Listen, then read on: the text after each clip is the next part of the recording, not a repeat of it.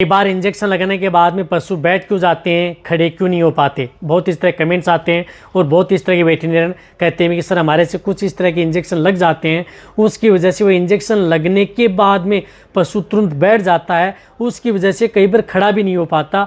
तो वहाँ पर बहुत ही ज़्यादा दिक्कत हमें देखने को मिलती है और वहाँ से हमारी फील्ड भी गायब हो जाती है। तो इस तरह की यदि स्थिति से यदि आपको बचना है तो क्या करना चाहिए, ऐसा क्यों होता है, आज की वीडियो के अंदर आपको शॉर्ट में बताया जाएगा। इस चैनल पर अभी नए जुड़े हैं तो पहले आप इस चैनल को सब्सक्राइब कर लें, साथ में बेल आइकन और ऑल वाला ऑप्शन दबाएं। आपको पता है कि इस चैनल पर सही जानकारी के साथ शॉर्ट में वीडियो दी जाती हैं। यदि आप जब भी फील्ड के अंदर जो नए वेटरनरियन हैं या इस तरह का काम करते हैं या पुराने भी हैं, जो उनसे इस तरह की भूल हो जाती है कई बार, यदि वो जिस तरह से इंजेक्शन लगाते हैं तो वह इंजेक्शन लगने के बाद में पशु बैठ जाता है।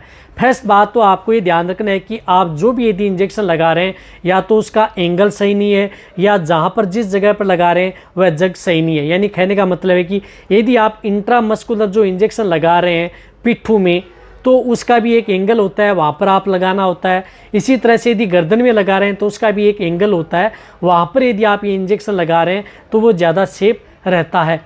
तो कई बार इस तरह की दिक्कत हो जाती है। कई बार इस तरह की दिक्कत हो जाती है कि यदि आप जो नीडल प्रयोग करते हैं वो बहुत दिनों से प्रयोग कर रहे हैं लगातार, तो उसकी वजह से भी दिक्कत हो जाती है, जिसकी कारण इस तरह से यदि आप जैसे इंजेक्शन क्लिक करते हैं तो वहाँ पर इतनी जो देखा होगा कि आपकी जो गाय भैंस हैं उनमें जो गर्दन है वहाँ पर भी बहुत जिसको वेसल्स होती हैं और साथ में पुट्ठू हैं उनके अंदर भी मांस भी होता है, साथ में उस तरह की वेसल्स भी होती हैं।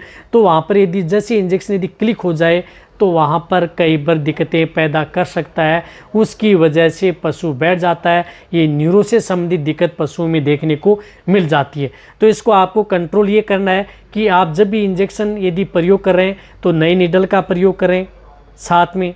और कई इस तरह के इंजेक्शन है, जिस प्रकार से ऑक्सी टेट्रासाइक्लिन इंजेक्शन है, जैसे ब्यूप्राकोन साल्ट का इंजेक्शन है, इस तरह की जो इंजेक्शन है, या कई इस तरह की जो एनाल्जेसिक इंजेक्शन है, या कुछ इस तरह की जो तेलीय इंजेक्शन है, उन इंजेक्शनों में सबसे ज़्यादा दिक्कत पशुओं में इस तरह की दिक्कत देखने को मिलती है। तो इन इंजेक्शनों को जब भी यदि यानी कोई भी तेलीय इंजेक्शन है, इनको आप सावधानी से लगाएं, आराम से लगाएं, धीरे धीरे पुश करें, एक साथ पुश न करें। और जो भी यदि एंगल है, यदि आप जैसे यदि आप क्लिक कर रहे हैं तो उसका ध्यान रखें, 90 डिग्री के एंगल पर आप इंजेक्शन लगाएं।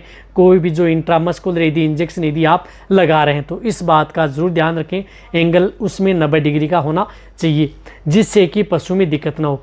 और सही तरीके से लगाएंगे। और जो मैंने 2-3 इंजेक्शन बताए, इंजेक्शन बहुत आते हैं लेकिन ये ज़्यादातर फील्ड में इंजेक्शन प्रयोग किए जाते हैं, इन इंजेक्शनों से ही ज़्यादातर दिक्कत पशु में देखने को मिलती है।